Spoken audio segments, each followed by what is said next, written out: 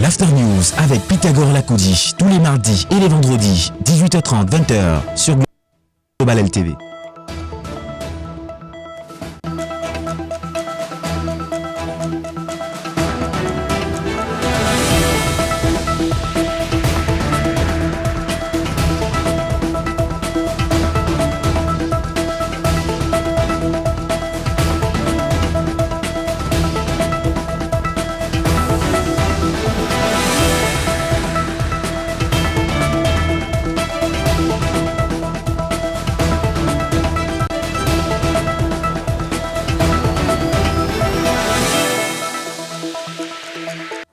Bonsoir à tous. C'est une réforme qui fait déjà couler beaucoup d'encre et de salive et suscite surtout de vives réactions. Le Cameroun vient d'adopter une modification majeure de sa constitution avec l'instauration du poste de vice-président de la République. Une évolution institutionnelle importante qui redéfinit les équilibres au sommet de l'État et reconfigure les mécanismes de succession présidentielle. Derrière cette décision, plusieurs interrogations émergent. Pourquoi maintenant? À quels enjeux répond réellement cette réforme? Et surtout, faut-il y voir une simple volonté de renforcer la stabilité des institutions ou une stratégie politique plus large dans un contexte marqué par des débats autour de la succession du président Paul Biya? La question est d'autant plus sensible qu'elle renvoie directement à l'avenir du pouvoir et à la figure centrale qu'est Paul Biya. Bienvenue à tous, c'est l'After News qui prend son envol, mesdames, messieurs, à tout de suite.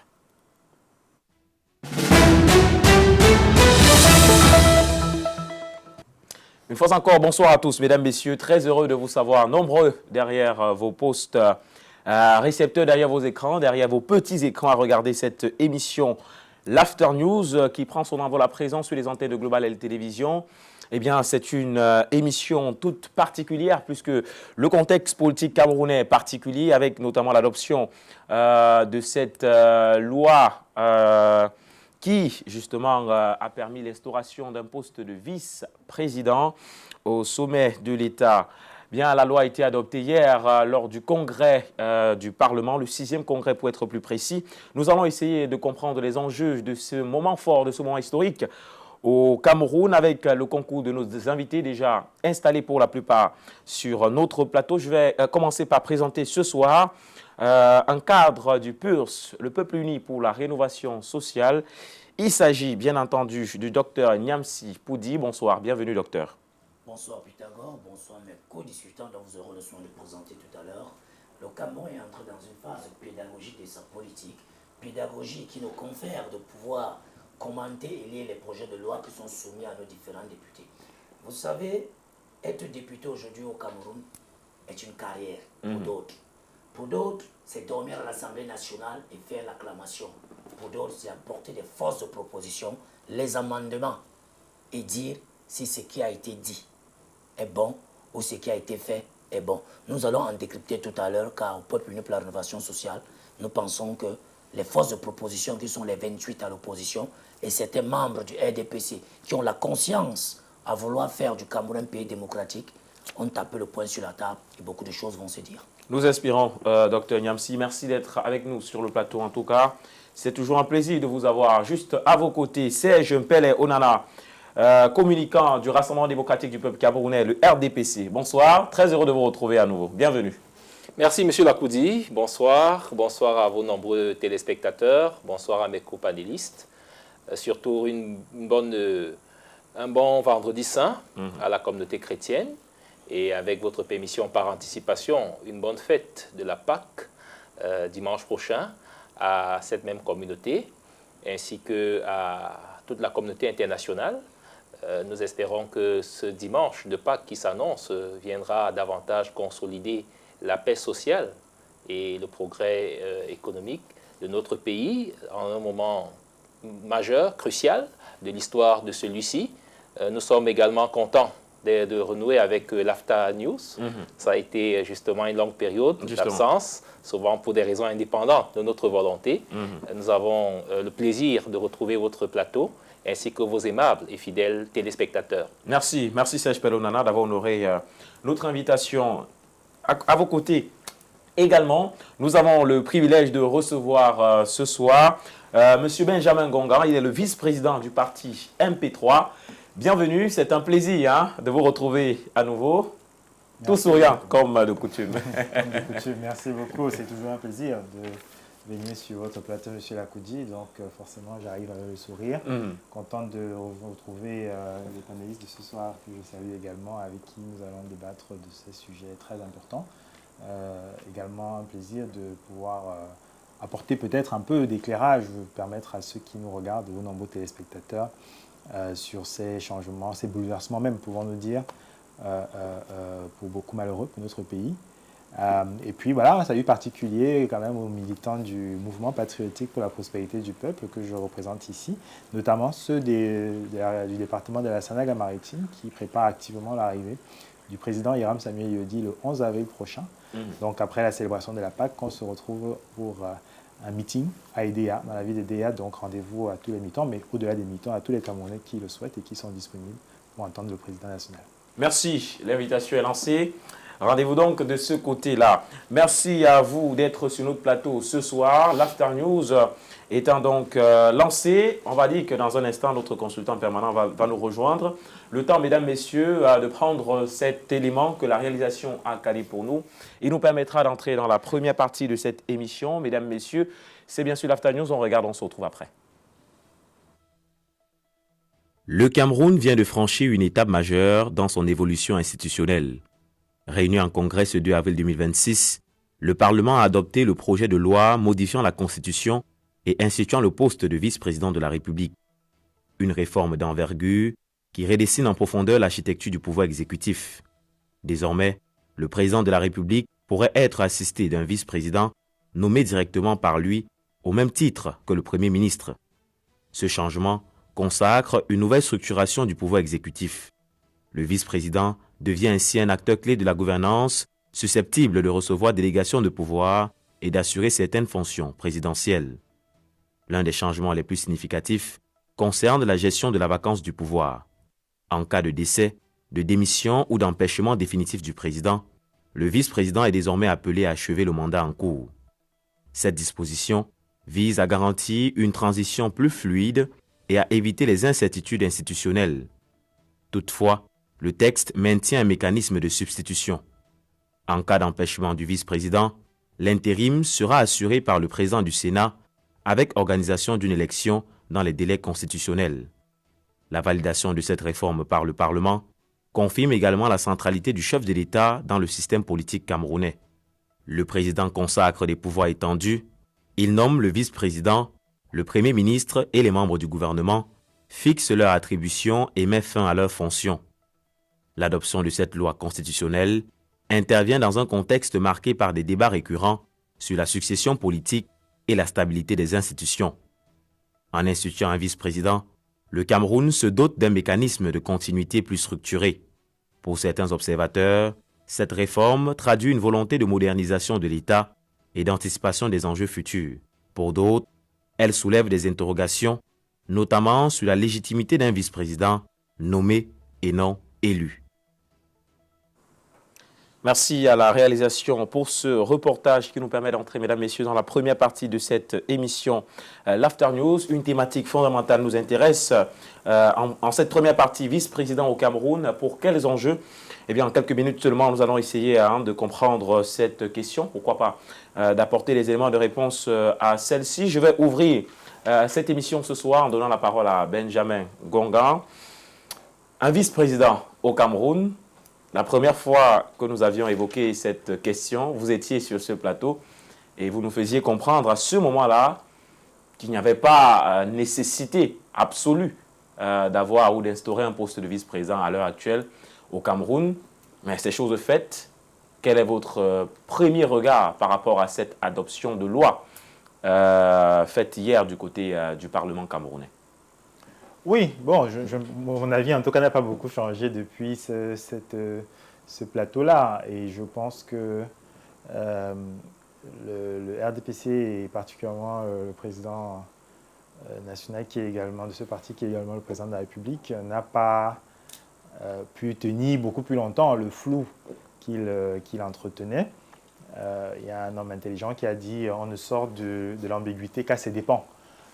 Donc, à un moment donné, vous êtes obligé de faire, en tout cas, de dévoiler vos cartes et ça vient toujours avec des pertes négatives parce que tant que vous êtes dans le flou, vous pouvez quand même ménager vos options. Je pense que ils ont appelé ça l'économie des raisons qui expliquent la loi. C'était vraiment une économie. Hein. Si les députés et les sénateurs se sont basés sur ça pour faire leur choix, ils sont vraiment très, très savants. On disait que il fallait la création d'un poste de vice-président au sein de l'architecture institutionnelle présente les avantages ci-après. Disposer d'un tandem présidentiel à même de renforcer l'efficacité dans la conduite des affaires de l'État, tout en relevant le cas échéant le niveau de représentation au cas où le vice-président est appelé à suppléer le chef de l'État à l'international. Donc, ils sont obligés d'avouer, en tout cas à demi-mot, que notre président n'a plus la capacité de nous représenter suffisamment à l'international, en tout cas tout seul. Et avec un seul président, on a un État qui finalement est inefficace pour la conduite des affaires. Faire l'économie d'un scrutin dont l'incidence habituelle sur le budget de l'État est généralement significative. Et je ne sais pas si les Camerounais se sont plaints du nombre d'élections qu'on organisait ou s'ils se sont plaints. Ils se plaignent beaucoup de dépenses que font nos différentes administrations pour l'acquisition de Prado et autres, mais je n'ai pas souvent entendu les Camerounais se plaindre du coût des élections sur leur quotidien. Et enfin, disait-il, la troisième raison qui expliquait ce choix, ou cette modification constitutionnelle, maintenir au sein de l'exécutif le mécanisme de suppléance de manière à laisser au Parlement le soin de se consacrer au travail législatif. Donc depuis notre toute première constitution, on nous aurait menti que le fait que le successeur constitutionnel du président de la République soit un membre du pouvoir législatif, finalement, ce n'était pas correct, ce n'était pas une bonne chose. Maintenant, on a réglé cette chose-là, on a mis quelqu'un qui sera nommé. Donc, les Camerounais vont confier leur mandat à une personne qui devient le président de l'État, le président de la République, le chef de l'État, et qui pourra rendre ce mandat, ou en tout cas transmettre ce mandat-là en cas de vacances à quelqu'un qui n'a pas été élu, quelqu'un qui a été nommé. Je rappelle que avant cette modification, la Constitution prévoit que le successeur constitutionnel soit le président du Sénat, qui est quelqu'un qui a été élu, même s'ils sont quand même au moins 30 qui sont nommés, en l'occurrence le président actuel est quelqu'un de nommé. Mais pour que cette personne conduise la transition qui ne dure pas plus longtemps que quelques mois, et donc il ne peut pas faire grand-chose, il est simplement là pour organiser quelque part le scrutin à venir. Mais là, on va passer dans un système où on a quelqu'un qui est nommé, donc qui n'a aucune légitimité élective, de suffrage universel en tout cas, et qui va pouvoir donc assumer les fonctions de quelqu'un qui a, lui, affronté le suffrage universel au point de pouvoir terminer le mandat qui a démarré. Bon, on savait déjà que nous n'étions pas dans un État démocratique. On espérait que le RDPC serait au moins un parti républicain jusqu'au bout, mais force est de constater qu'on est en train de détricoter ce qui restait de notre République, d'enlever toutes les barrières qui, même si elles étaient finalement que inscrites dans le texte, permettaient de donner quand même des vêtements, des atouts d'une République à notre pays. C'est malheureux. Ça veut dire qu'on envoie à la figure des Camerounais que votre avis n'est pas très important. Vous pensez qu'il y a eu violation de la démocratie et que s'il advenait que le président de la République, bref, c'est ce qu'il fera d'ailleurs, nomme un vice-président, ce serait illégitime de votre point de vue?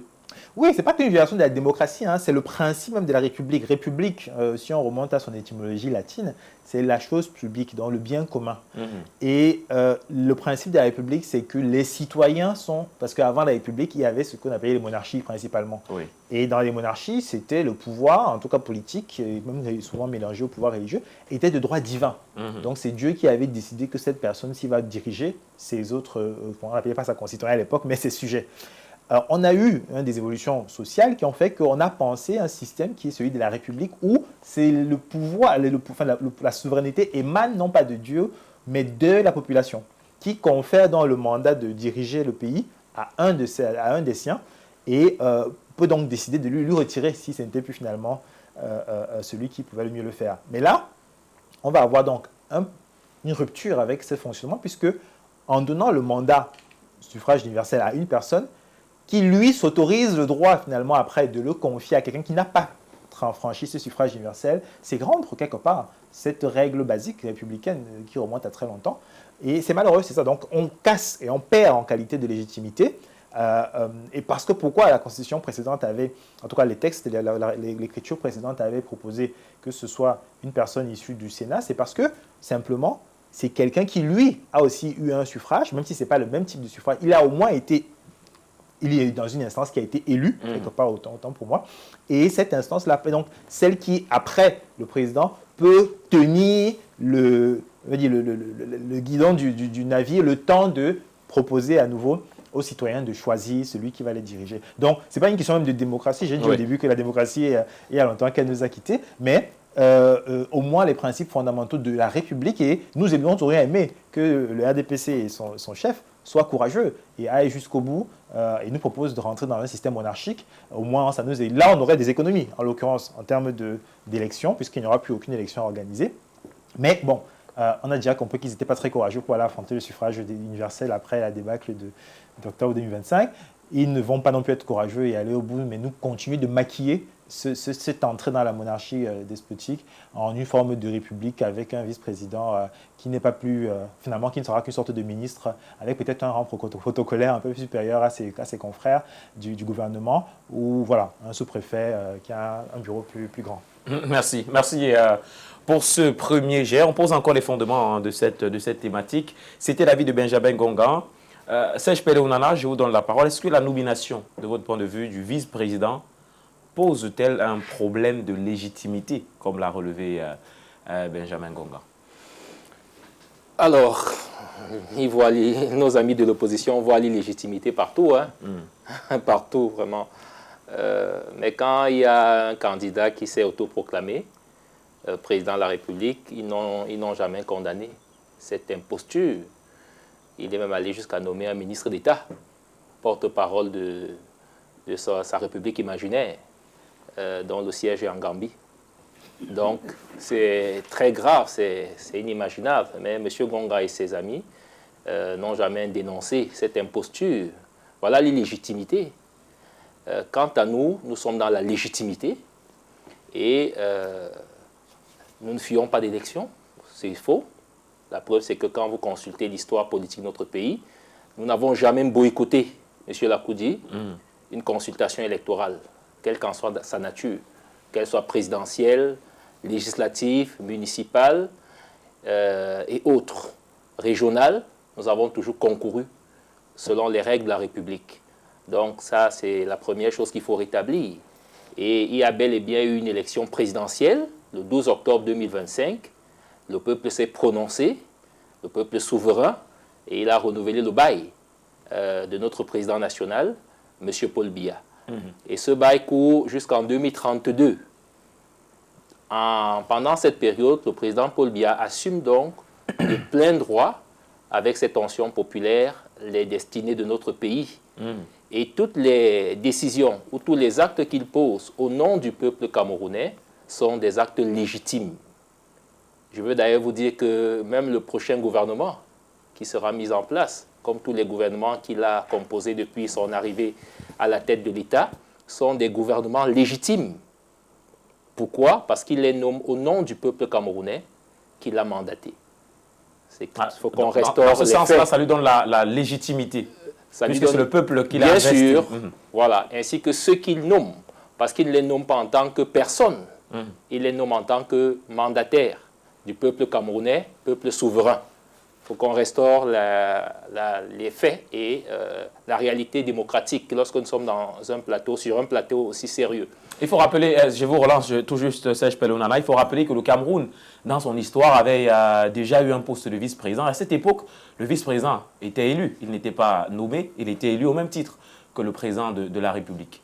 Oui, je dis que ça ne change pas grand-chose. Parce que si vous consultez la plus grande démocratie américaine, même si les actes de l'actuel locataire de la Maison-Blanche peuvent mettre en mal cette démocratie, mais lorsque vous regardez le régime présidentiel américain, M. Lakoudi, vous allez observer que le vice-président qui est élu au même titre que le président est d'abord choisi par le candidat, que ce soit républicain ou démocrate, à la course présidentielle.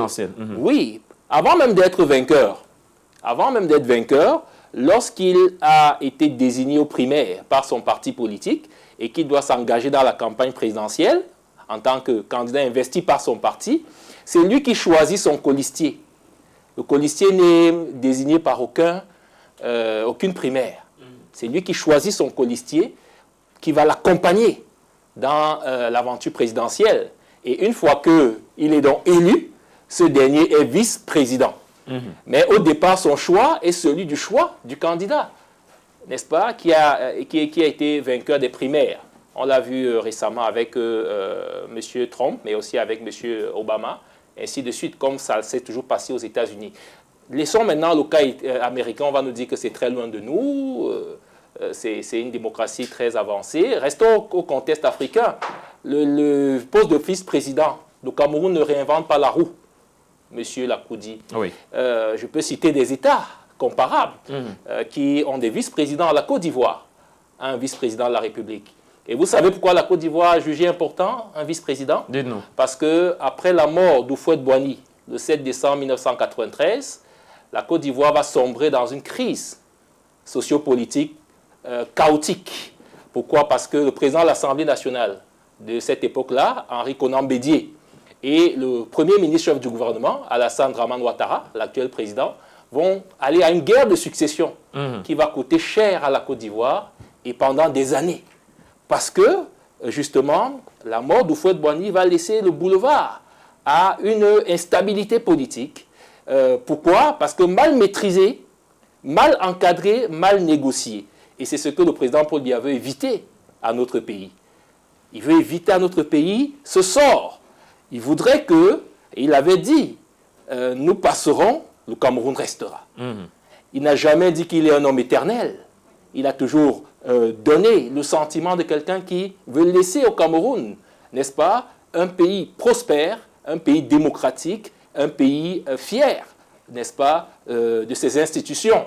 Et je vous rappelle qu'en la matière, le président Paul Biya veut garantir donc une stabilité au-delà d'une continuité des institutions s'il venait à décéder, et surtout une sécurité, une protection sociale à notre pays, éviter le chaos.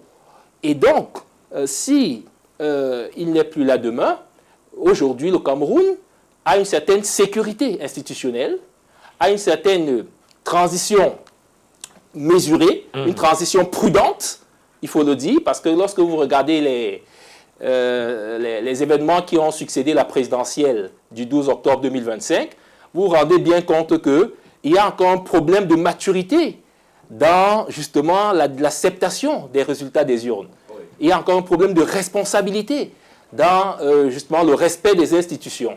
Et c'est ça qui nous a amené à toutes les déviances que nous avons assistées lors de cette dernière présidentielle. Ça a certainement encore réveillé l'attention du chef de l'État, qu'il faut encadrer la transition dans notre pays pour qu'elle se fasse dans la plus grande stabilité. D'abord, que la continuité de l'État ne soit pas affectée. De deux, n'est-ce pas, que les institutions soient stables pour que l'élection qui va suivre soit une élection qui soit encadrée et qu'elle ne se fasse pas dans le désordre, parce qu'il n'y a aucune démocratie dans l'anarchie, il n'y a aucune démocratie dans le chaos, il n'y a aucune démocratie, n'est-ce pas, dans le désordre. Merci. Merci Serge Pele-Onana. Vous aurez la parole tout à l'heure. J'ai dit qu'on pose encore les fondements parce que le deuxième thème va dans la continuité du premier. Docteur Niamsi, je vous donne la parole. Est-ce que vous êtes du même avis que Serge Pele-Onana?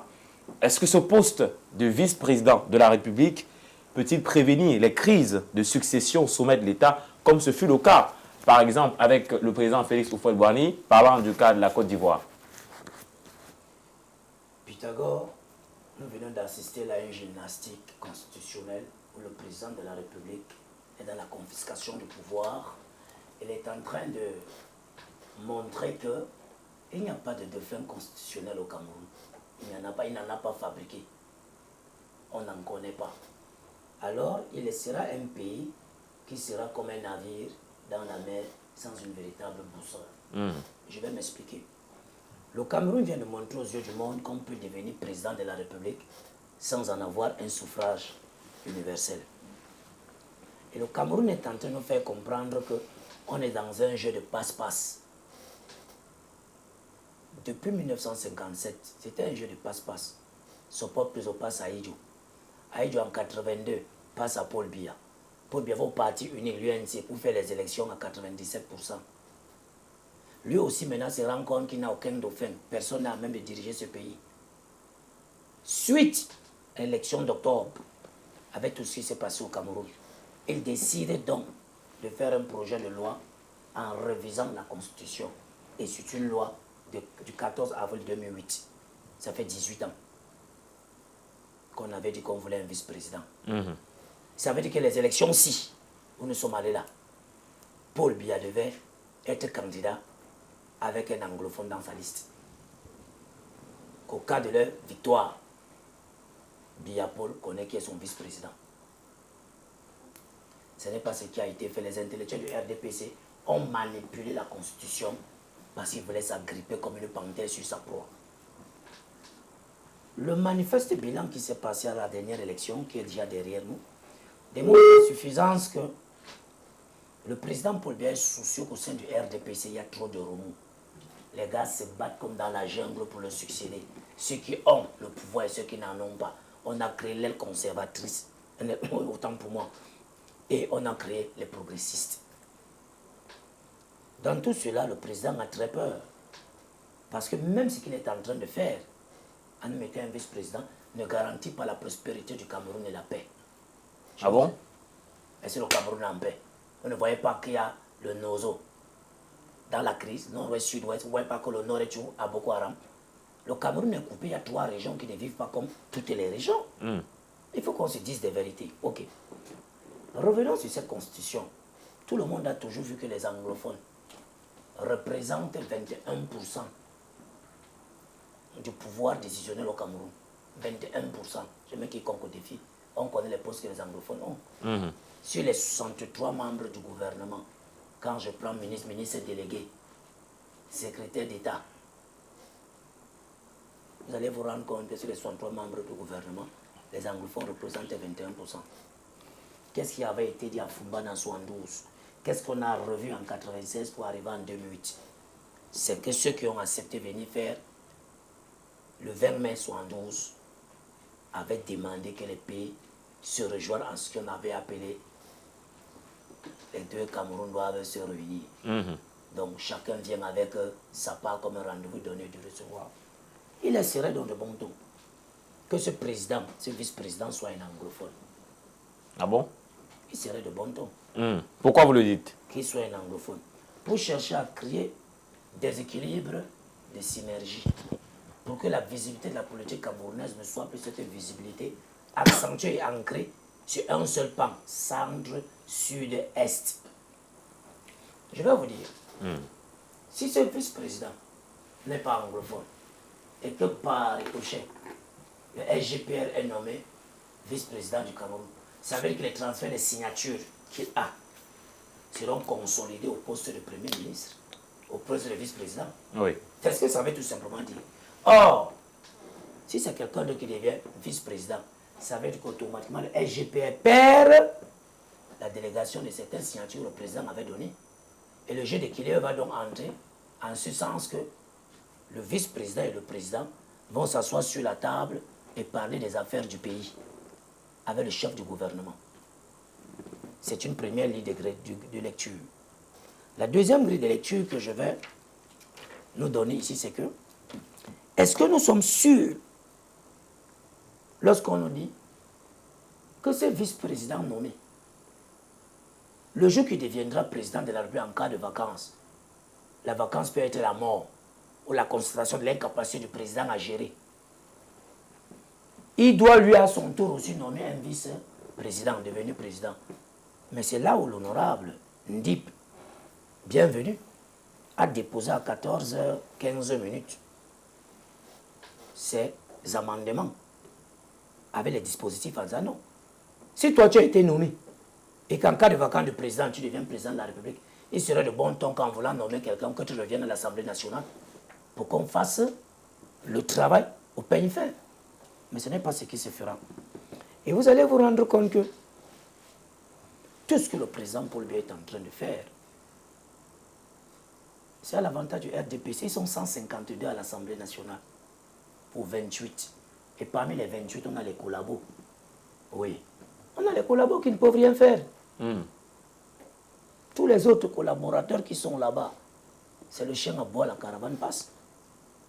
Le RDPC a compris l'opposition qui est à l'Assemblée nationale. Si cette opposition-là voulait entrer dans l'histoire, elle devait faire ses amendements et les dispositifs, remettre à qui devait sortir l'Assemblée nationale pour montrer aux yeux du monde que seulement les 152 députés-là qui ont voté ce que vous voyez là. Et dire au président, nous attendons la prochaine réélection pour détruire ce que vous avez mis en place pour 1 an. Et je pense que c'était une vision beaucoup plus souverainiste dans l'indépendance de la vision du Cameroun. Dans l'indépendance de la vision du Cameroun. Hélas, on s'est rendu compte que cela ne favorisera pas une alternance démocratique. Ça ne peut pas favoriser une alternance, puisque celui qui va finir le mandat du président Paul Biya. Et il ne se présentera plus. Il ne se présentera plus. Comme candidat à l'élection présidentielle. Sauf qu'il va enriser dans ses arcanes du pouvoir une notion politique pour favoriser au sein de leur parti celui-là même dont le parti aura besoin. Puisque le président ne vous a pas dit qu'en cas de vacances au RDPC, il faut qu'on regarde leur article pour changer le président du parti. Donc ça, ce sont les affaires internes du... Permettez-moi. Du RDPC. C'est une affaire interne. Ça regarde le Cameroun. Est-ce que les affaires du RDPC concernent les Camerounais? Ça concerne... Vous avez nommé un RDPC, vice-président qui ne sera pas président. C'est-à-dire qu'à l'intérieur du parti, si le président est en vacances, il faut déjà un président du parti. Parce qu'ils disent que c'est le président du parti qui est président naturel. Oui. Qu'est-ce que ce président va nous fabriquer, ayant toutes les manettes? Le président peut être en vacances au pouvoir, mais pas en vacances en tant que président du parti. C'est possible aussi. Non, monsieur. Sauf si Serge Pelonana... Dans leur parti, ce n'est pas comme ça. Donc, Oui, bon, monsieur... éclairez-nous là-dessus. Oui, docteur Poudi, déjà, il ne répond pas à votre question. Vous lui avez demandé, est-ce que le poste de vice-président peut aider le Cameroun à éviter une crise institutionnelle et politique, justement, à la dimension de celle qu'on a connue en Côte d'Ivoire. Lui, il vous amène à gauche et à droite. Je ne vais pas la Côte d'Ivoire que je suis ivoirien, mon frère. Au point où il atterrit sur le RDPC. Je vais parler de la Côte d'Ivoire, je suis ivoirien. Je ne comprends pas par quel mécanisme. Je veux simplement lui rappeler que le septennat en cours est à ses débuts et il est évident que le vent de rajeunissement de nos institutions ne va pas épargner la famille politique que nous représentons. Donc, qu'il garde son mal en patience. Le RDPC fera, le moment venu, un congrès, tiendra son congrès pour justement apporter un souffle nouveau à sa famille politique. Mais là n'était pas le débat, là n'est pas la question. Je ne parle pas de la Côte d'Ivoire, je parle de mon pays. Il a pris mon temps de parler. Bien sûr, bien sûr. Alors, je ne vais pas la Côte d'Ivoire pour aller où? Moi, je parle du Cameroun et je suis en train de vous brosser mon Cameroun en vous disant que ça ne me crée pas l'alternance démocratique. Parce que nous, on aurait souhaité que dès que ce vice-président-là, on constate la vacance de poste du président, il nous renvoie directement une vacance de poste parce qu'il n'est pas un homme électif. Donc tout s'arrête là, on organise les élections. C'est de ça que nous sommes en train de parler. Maintenant, j'ai commencé à entendre mon propos que 2 Camerounais peuvent être présidents de la République, un président, un vice-président, sans passer par un mandat électif. Donc pour nous, ça ne nous montre pas l'alternance démocratique. Merci. Ça nous montre une façon de confisquer le pouvoir et de baliser le chemin pour que le même parti se maintienne au pouvoir. Merci, docteur Niamsi. Docteur Cole-François, bonsoir déjà, bienvenue. Vous nous prenez en cours d'émission. Je vous accueille avec cette question, la même question que j'ai posée au docteur Niamsi tout à l'heure. Est-ce qu'aujourd'hui, le poste de vice-président qui a été adopté lors du congrès au Parlement peut prévenir les crises de succession au sommet de l'État? Est-ce que c'est même pour ça, c'est la raison d'être de l'instauration de ce poste-là? Nous ne pouvons pas nous aujourd'hui à expliquer les raisons pour lesquelles le chef de l'État et son gouvernement, parce que la proposition partie de l'exécutif, on ne sait pas dans quelles circonstances la décision a été prise, parce que après 72, on a eu la modification, on a eu la constitution de 96, je pense, le 10 janvier, lorsque ça a été promulgué. il y a eu une retouche, je vais appeler ça comme ça, en 2008. Alors, vous voyez que entre 1996 et 2026, ça fait 30 ans. Est-ce que le Cameroun a été un long fleuve tranquille et qu'aujourd'hui, il y a des velléités d'ici ou de ça? C'est pas juste que ça arrive. Je veux dire que, et même dans la constitution de 96, quand vous écoutez les aînés qui ont été à la tripartite, parmi ceux qui demandaient, ils appellent ça quoi, le terme m'échappe un peu là, la conférence nationale souveraine qui n'a pas eu lieu, mais on leur a plutôt servi la tripartite. Lorsque vous les écoutez, vous dites carrément qu'il y a eu beaucoup de points qui ont été soulevés et qui devaient donner naissance à une nouvelle constitution qui devait être beaucoup plus équilibrée en termes de gestion de l'État par tous les fils du Cameroun. Mais seulement, on a eu ce qu'on a eu. Vous posez la question de savoir si la mise en place d'un vice-président. Pour moi, déjà, je vous dis, je l'ai dit ici la dernière fois, Tandem a été président, vice-président dans ce Cameroun. Nous étions encore en plein dans la lutte contre ce qu'ils ont appelé la Grande Rébellion. Ils combattaient les nationalistes qui estimaient que les choses avec les colons ne se passaient pas comme cela devrait se passer. Ensuite, il y a eu, je sais pas ça, le Tandem aussi. Voilà, je crois que c'est les deux qui ont été, l'un a été de 61 à 72 et à 70, l'autre est allé de 70 à 72. Mais seulement lorsque vous regardez, j'ai vu un billet aujourd'hui qui présentait un peu le bulletin de 70, on mettait Aïdjo et Salomon Tandem. Oui. Sauf que j'ai demandé qu'on me donne aussi le billet de l'autre parti, c'est-à-dire que de ceux contre qui Aïdjo et Tandem ont été opposés. Comme pour vous dire que les gens veulent soulever les faux points dans ce pays, et c'est ça qui fait mal.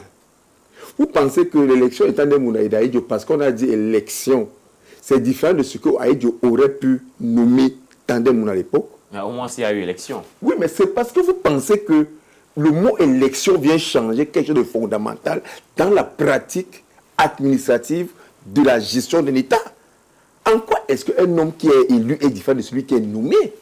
Nous avons aujourd'hui 70 sénateurs qui sont élus. Dans le même Sénat, on a 30 qui sont nommés. Et puis, le sortant, c'est-à-dire Niat Difendi, l'ancien président, était un sénateur nommé. Successeur constitutionnel. Et il était successeur. Et les gens n'ont jamais évoqué le débat là-dessus. Tout ce qu'on raconte. C'est pourquoi je vous dis souvent, moi j'ai de la peine à l'histoire des hommes politiques. Parce que s'il y a quelque chose de plus bouleversant et de plus difficile, c'est déjà les hommes politiques. Ils sont un peu comme, vous savez... Vous n'allez pas faire le procès des hommes politiques. Non, il faut le faire. Il faut le faire parce que... Il faut le faire. Parce que c'est eux qui sont sous la place publique, ceux qui écument tous les médias, ceux qui sont dans les réseaux sociaux. Effectivement, c'est le discours qui est porté, qui est divulgué. Alors que vous avez des technocrates, vous avez les gens qui ont fait la science politique, vous avez les ingénieurs, vous avez les gens qui... Mais c'est les mêmes hommes politiques que nous retrouvons dans tous les débats et tous les secteurs de la vie publique, et c'est un problème. Je dis donc que personne n'a jamais mis sur la table l'incongruité si Niat Difendi, par la force des choses, avait été appelé à succéder à Biya. Personne ne veut que Niat était un sénateur nommé. Et qu'il n'aurait pas été fait politiquement correct qu'il fût devenu président. Je vous relance, permettez-moi juste de le faire. Il y a quand même une différence, de mon point de vue, parce que quand on prend les textes d'avant, et on compare avec les textes qui ont été adoptés hier, on se rend compte que la différence, le vice-président va achever le mandat du président de la République. Par contre, le président du Sénat n'achevait pas le mandat du président de la République. Il devait assurer l'intérim pendant un petit moment en organisant les élections présidentielles qui devaient permettre à ce que les Camerounais eux-mêmes choisissent leur président de la République. À ce niveau-là, il y a peut-être une différence et c'est ce qui permet ou ce qui pourrait expliquer toute la différence voilà, non. que les uns et les autres peuvent relever. Je pourrais me tromper, mais mes frères sur le panel vont me corriger sûrement. Il y a un Africain, je ne sais pas si c'était un entier, César, Aimé César qui était présent en France pendant 24 heures. C'est dans les archives de la France. Vous direz tout ce que vous voudrez. Quand vous allez citer les présidents français, vous allez citer César, Aimé Césaire. Aimé Césaire. Aimé Césaire, merci bien, Aimé Césaire. Alors, je voudrais vous dire simplement que passer 90 jours ou 120 jours à être chef de l'État, avec tous les effets des conséquences que cela entraîne, n'enlève en rien le fait qu'il aura été chef de l'État. Et qu'est-ce que vous dites que celui qui devra remplacer le président élu ne le remplacera pas sur les 90 derniers jours de son mandat? Parce que si vous êtes en train de parler comme si peut-être le chef d'État qui est là, qui devrait être remplacé, parce qu'on ne sait pas si celui-ci dans la Constitution, celui qui sera président et qui devrait être remplacé, vous pensez toujours qu'il va être déclaré incapable ou alors il ne pourra plus assumer ses fonctions un jour après son élection pour que l'autre ait 7 ans. Mais vous ne voulez pas que ça peut aussi se produire un mois avant la fin de son mandat. Et alors, à ce moment-là, que direz-vous? Non, ce n'est pas comme ça que moi je vois les choses. Je voudrais seulement dire, parce que je voudrais un peu revenir sur la question que vous m'avez posée, je voudrais seulement dire qu'en réalité, les hommes politiques nous embrouillent parce que vous soyez élu ou que vous soyez nommé dans un État. D'ailleurs, on a vu Rameni a été assassiné. Le lendemain, on a désigné un collège de quelques Iraniens a désigné son successeur. Je n'ai pas vu les Iraniens autant mourir parce que je ne sais pas trop. L'essentiel, c'est voir quelqu'un qui peut assumer les fonctions étatiques d'un chef d'État et faire avancer le pays. Je pense que quand vous regardez ce qui se passe aujourd'hui en Iran, qui vous dira que le fils de Rameni, parce que le fils de Rameni, il ne fait pas bien. Le président coréen, non-coréen qui est là aujourd'hui, a succédé à son papa. Je ne sais pas s'il y a un pays au monde qui se porte aussi bien que la Corée du Nord. Moi, je ne sais pas. Alors, revenons au Cameroun. Est-ce que le poste de vice-président... Tout dépend aussi des régimes qu'ils ont adoptés dans ces pays. Si on est dans un régime démocratique, Dr Cole François, est-ce qu'on devrait pas s'arrimer au principe de la démocratie? La démocratie selon la France. La démocratie selon les Occidentaux. Moi, je voudrais plutôt que, si vous voulez aller dans ce sens, qu'on fasse le procès de la démocratie tel que vous avez été servi aujourd'hui. Vous voulez très bien que c'est un fiasco total. Tous les problèmes que nous avons aujourd'hui dans les pays africains, notamment les pays francophones, découlent de ce qu'on nous a vendu. C'est comme les réseaux sociaux. Moi, je me rappelle, si tu es en terminale à la fin des années 90, l'image de Cameroun TV, je ne vais jamais l'oublier, qui présentait une cabane. Et il nous disait qu'à l'intérieur de cette campagne, il y a un jeune élève, mais qui est au contact avec le monde entier. C'est comme ça qu'on voit Internet. On n'est passé par aucune formation, par aucune école, par aucune sensibilisation. On nous a donné des gadgets qui aujourd'hui font plus de mal que de bien. Je pense qu'on peut classer la démocratie, vous appelez ça jacobienne, dans le même registre. Des choses sont faites à tant de mal. Maintenant, est-ce que le poste de vice-président peut permettre à ce que le pays gère à peu près mieux ces difficultés? En réalité, vous n'allez pas aller prendre un autre citoyen du monde qu'un Camerounais, qu'il soit sur le triangle national actuellement, ou qu'il soit desservi peut-être la fonction internationale ailleurs, mais ce sera un Camerounais. Oui. Tout dépend de ce que lui, qui occupera ce poste, voudra bien faire de ce poste.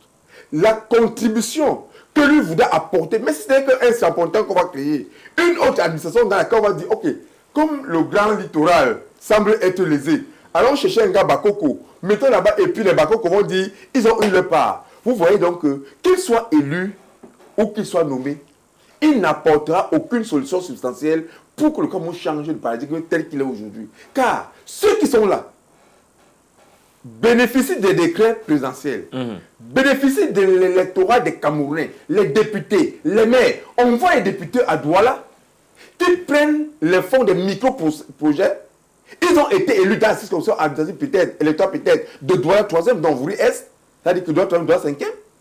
Mais ils portent les projets, les micro-projets de Douala de Vouri-Est et les ramènent ailleurs. Vous pensez que c'est monsieur qu'il ait été nommé ou pas, qu'il soit élu ou pas, regardez le comportement qu'il a. S'il devient vice-président demain, vous pensez qu'il va changer parce qu'on va l'appeler vice-président? Non, ce que je veux dire, c'est que le tout ne réside pas dans le mode de désignation ou bien ne réside pas sur la qualité de la personnalité créée, mais est-ce que les Camerounais ont suffisamment d'amour patriotique pour faire du Cameroun un hub?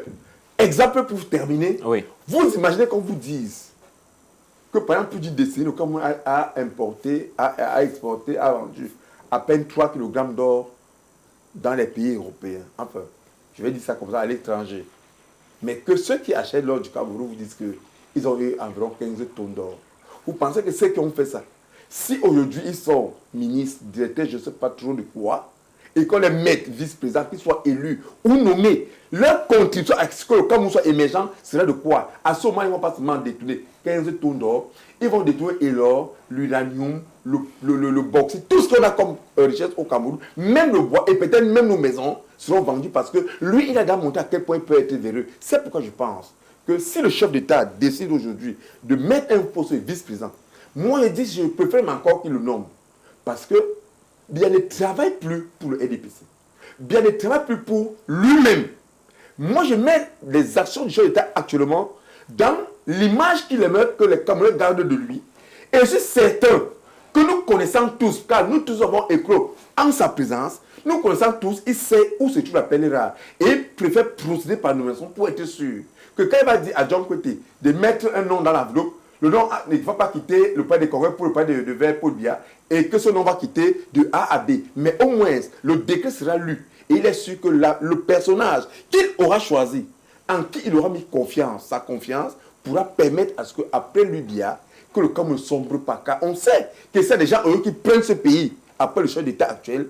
Nous sommes certains d'une chose, si on ne sommes pas dans le chaos, ce sera une guerre civile interminable. Merci, merci Dr Cole-François. Ce n'est pas ce qu'on souhaite pour notre pays. Benjamin Gongan, je vous donne la parole. Beaucoup de choses ont été dites, certainement vous avez noté de votre côté aussi. Pour Dr Cole-François, la question n'est pas sur qui est élu, qui est nommé. Qu'il soit élu, qu'il soit nommé, ça ne garantit pas qu'il fasse le travail qu'il faut au poste où il sera placé. Alors j'ai envie de vous demander quels peuvent être les impacts concrets d'un vice-président pour la gouvernance camerounaise et pour la vie publique. Oui, je suis d'accord avec lui. Il ne faut pas tomber tout de suite, sauter au buzz suivant. Oui, qui va être vice-président? Est-ce que ce sera un anglophone? Est-ce que ce sera un Sawa, etc. C'est pas la vraie question. Il faut rester sur le sujet de fond. Et le sujet de fond, c'est la légitimité, effectivement, de cette fonction. Peut-être en opposition à ce que disait M. Ocol, moi, je pense que le choix, l'élection est important. Et oui, il y a des gens qui dénoncent le fait que les successeurs constitutionnels qui étaient dans l'écriture précédente étaient des personnes nommées. Bon, à la différence de celui qui y arrive, là, le vice-président nommé, eux au moins auront subi l'élection d'une centaine de personnes. Parce que le président Paul Biya ne nommait pas M. Niad Difendi, ou même celui qui est actuellement, M. Aboubakari, le sénateur, est également nommé président du Sénat. On le nomme sénateur et ensuite il est élu comme président du Sénat par ses pairs dans le jour de la première session. Donc lui au moins a eu une petite élection d'une centaine de Camerounais qui eux-mêmes ont été pour 70% élus. Donc ça change quand même déjà un peu de celui qui va venir effectivement, n'en déplaise à M. Serge Pelonana, il y a bien une différence entre mettre quelqu'un sur son ticket pour être élu et nommer quelqu'un. Il a pris un exemple malheureux, peut-être qu'il n'avait pas bien compris le processus américain, qui dit que quand un candidat américain veut devenir président de la République, il va choisir un ticket parmi généralement dans son parti, et ils vont faire une élection. Oui, on choisit un partenaire de liste, comme les Camerounais peuvent être amenés à choisir des partenaires d'une liste pour être candidat à l'élection législative ou municipale dans telle ou telle commune ou dans tel ou tel département. Et ensuite, on propose cette liste-là aux citoyens qui sont prêts pour voter. C'est une élection et ce n'est pas une nomination. Et le fait de choisir telle personne parce qu'on considère qu'il représente peut-être une part importante de l'électorat, il représente peut-être quelque chose dans l'idéologie qu'on porte, ce n'est pas la même chose que de nommer quelqu'un qui n'a, une fois de plus, et qui n'aura pas à affronter d'une façon ou d'une autre le suffrage. Non, je voulais simplement qu'on comprenne bien que il n'y a rien de nouveau qu'apportera ce vice-président nommé. Vous pensez? Bien évidemment, on a un président, Paul Biya, qui ne fait plus presque aucun rendez-vous officiel à l'international, qui ne participe même pas, je ne sais pas si on l'a vu, aller ouvrir un hôpital, une école. Il délègue tout ça à ses ministres. Qu'est-ce que ce nouveau ministre, avec un titre affiché d'un titre de vice-président, va faire que ne font pas déjà, que ce soit le Premier ministre John Gouté? Le président de la République n'est pas allé en 10 ans de conflit une seule fois dans les régions du sud-ouest et du nord-ouest. Le seul qui s'y est collé, gradé, c'est le Premier ministre John Gouté, ou de temps en temps peut-être son ministre de l'administration territoriale. En quoi le vice-président va venir apporter un plus par rapport à cela? Il va déjà envoyer M. John Gouté. Le président de la République ne va plus partir, sauf quand il est convoqué par la France, à un rendez-vous international. bon, il envoie généralement ses ministres, si ce n'est pas les finances, c'est le Premier ministre, au rendez-vous à l'UA, à l'Union africaine, etc. Le vice-président qui va venir là, il va faire quoi de plus que le Premier ministre actuel faisait déjà? Donc, venez nous dire, alors peut-être c'est oui, je disais qu'on ne sort pas de l'ambiguïté sans souffrir des conséquences. Oui, on avoue donc que ça fait depuis plusieurs années que nous sommes dans une potentielle instabilité. Le ADPC, le représentant ici a avoué que peut-être le président n'a pas confiance dans le successeur constitutionnel qui a été actuellement, son camarade, M. Sa Majesté Aboubakari, pour pouvoir assurer ne serait-ce qu'une transition, c'est-à-dire organiser, parce qu'en tant que président du Sénat, il n'aurait eu qu'à organiser en 90 jours une élection. Oui. Et donc, on le sent tellement incapable de faire ça qu'il faut non refaire notre texte constitutionnel pour prévoir qu'on ait un vice-président qui soit nommé. Là, on est sûr qu'on a ceinture et bretelles. Bon, je fais confiance à l'expérience de M. Paul Biya, qui a lui-même été le fruit d'une transition difficile. Mais je trouve que c'est prendre les Camerounais un peu pour des Tintins qui ne comprennent pas grand-chose. Il faut respecter l'intelligence, même si elle est simple, des gens qui ont l'habitude de faire des élections dans tous les... Je ne sais pas s'il y a beaucoup d'associations, même seulement les petites tontines de quartier, où on n'élit pas le président de cette tontine-là. Parce que, même si on est des frères et sœurs, même si on est des voisins, on a envie de dire, on te choisit, c'est à toi qu'on donne la responsabilité de diriger nos débats, de diriger notre programme, notre planning de la journée. Ce n'est pas la même chose de dire, je prends mon stylo, je nomme telle personne, je peux nommer. Vous voyez à quel point c'est tellement méprisant. C'est-à-dire, on est en train de changer la Constitution et on utilise le « peu » dedans. Ça veut dire que oui, en fait, on peut réunir tous nos députés, tous nos sénateurs là, les faire plancher pendant, enfin, soi-disant plancher, ils savaient déjà ce qu'ils allaient faire, les faire plancher pour changer le texte constitutionnel, pour qu'à la fin, le président dise, bon, en fait, non, ça ne m'intéresse pas de nommer un vice-président. De qui se moque-t-on? Assumons qu'on a envie de passer dans un système où tout part et tout revient uniquement à une seule personne. Ça aura été ça. S'il faut qu'effectivement, si c'est ce que, pour reprendre ce que disait M. Ecole, si le président Paul Biya veut qu'on se souvienne, c'est de ça qu'on va se rappeler quand il ne sera plus là. Quelqu'un qui a tellement aimé le pouvoir qu'il ne supportait absolument pas que rien ne soit initié à part lui. Donc, nous sommes 30 millions de Camerounais, peut-être même plus. Heureusement, on a enfin, après plusieurs années, découvert qu'on pouvait refaire un recensement dans ce pays, certainement pour préparer les autres changements que le RDPC prévoit. Le RDPC n'a pas besoin de boycotter les élections. Ils ont peur des élections, donc ils ont le pouvoir de les modifier. Ils les modifient. Quand ça ne les arrange pas, ils changent la date. Figurez-vous que depuis 2007, il n'y a plus aucun élu au Parlement ou, en tout cas à l'Assemblée nationale, en tout cas les sénateurs, ils sont pas là depuis très longtemps, à l'Assemblée nationale ou dans les conseils municipaux, qui n'a respecté le minimum prévu par le contexte constitutionnel. On définit un député dans la Constitution comme quelqu'un qui est élu pour 5 ans. Et depuis 2007, personne n'a plus respecté cela. Et on vient nous parler de république, on vient nous parler de démocratie. Ce n'est pas le nom, ni l'ethnie de celui qui va arriver là-bas qui va changer grand-chose. Ce qui change par contre, oui, c'est qu'on accentue encore le mépris qu'on a pour les Camerounais de leur dire « votre avis ne compte pas, seul compte celui de celui qui est assis là », a tout dit, Paul Biya. Mais les Camerounais, vous pouvez leur marcher dessus. Et je pense que le RDPC ne s'attendait pas à la bourrasque qu'il a secouée en octobre 2025 parce que on aurait pu dire oui, les Camerounais se désintéressent, ils ne sont pas. Non. Ils subissent, peut-être qu'ils ont une capacité ou une culture de résilience qui fait qu'ils encaissent, mais le moment venu, ils vont dire à quel point ils vomissent ces personnes qui réfléchissent comme ça. On peut changer le texte constitutionnel. Ils peuvent même voter pour changer leur âge. Mais ils ne changeront jamais les Camerounais. C'est les mêmes Camerounais qu'ils ont peur d'affronter en 2025, qu'ils ont eu peur d'affronter en 2026, qu'ils affronteront et qu'ils finiront par affronter le moment venu. Donc restons vigilants, on continue de s'enregistrer sur les listes, on continue de s'engager et on va les chasser de là où ils sont parce qu'ils ont simplement peur de venir affronter le suffrage universel. Merci Benjamin Gonga. Serge Pelonara, vous êtes celui qui représente le RDPC sur notre plateau. J'ai envie de vous poser également cette question. Vous qui êtes pour un poste de vice-président dans notre pays, est-ce que vous pouvez nous dire quels peuvent être les impacts concrets d'un vice-président à l'heure actuelle au Cameroun pour la gouvernance et pour la vie publique de notre pays? Alors, au-delà de la stabilité et de la continuité que nous avons énoncé tantôt, je dois préciser qu'il aura également un rôle important au niveau de l'accompagnement du chef de l'État dans des missions spécifiques qui lui sont dévolues. Pour Benjamin Gonga, le Premier ministre le fait déjà. Certains autres ministres le font déjà parce que le président délègue parfois ses hommes pour des missions spécifiques, comme vous le dites. Oui, nous disons que le texte dit que les missions que le président de la République choisira, n'est-ce pas, de lui confier. Donc on attend voir ce que ça va donner. Bon, Oui. M. Ngongan, lui, parle pour une famille politique, Benjamin, comme son prénom, qui n'a que fait 1% à la présidentielle de 2025. Moi, j'aurais souhaité que M. Audi Samuel démissionne. Hein.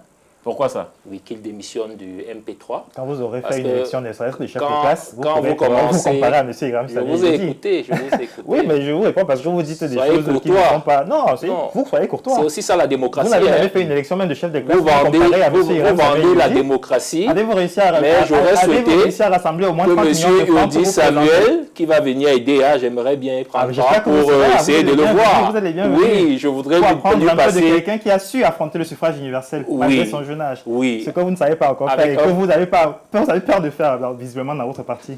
Vous l'avez déjà dit. Mais c'est ce que je vous rappelle, repasse, vous n'avez je vous pas- donne vous la n'avez pas parole. écouté. Vous n'avez Bon, pas Allez-y, vous allez-y, l'applaudissez. allez-y. Bon, vous n'avez pas C'est écouté. Vous c'est n'avez vous pas qui avez la écouté. parole, Non, Serge Pelonana. qu'il parle à ma place. Non, allez-y, allez-y, vous avez la parole. Vraiment. Alors, la démocratie commence par savoir écouter l'autre, monsieur. Et à dire des choses vraies. Ngongan. Je dis encore que M. Iodi pouvait, à l'issue de la déculottée de la présidentielle de 2025, dire à son parti, le MP3, bien qu'étant Benjamin, que l'affaire s'y me dépasse. Je commence avec 1%, avec tout le bruit qu'on a eu autour du fait que c'est les jeunes qui vont séduire le peuple. Bon, après, c'est pas le Il procès était le de plus jeune. Samuel Iram Yodi sur le plateau. Voilà, donc c'était pour dire que vraiment, quand on veut parler de démocratie sur un plateau, il faut qu'on se regarde d'abord devant un miroir. C'est comme ça. Parce que vous pouvez sembler jeter le propre vers celui qui a la paille, alors que vous avez la poudre dans vos yeux. Ce qui est plus grave que la paille, parce que la paille, elle est facile à consommer.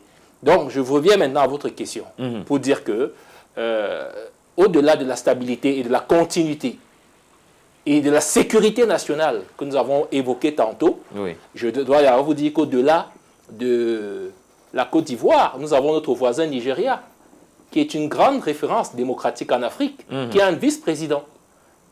Un vice-président. Quand vous allez au Gabon, voisin, Oui. le Gabon a un vice-président, la Tanzanie a un vice-président, Et il y a le des Ghana, ministres. voilà, il y a des ministres. Il y a un premier ministre d'ailleurs. Ils ont des vice-présidents.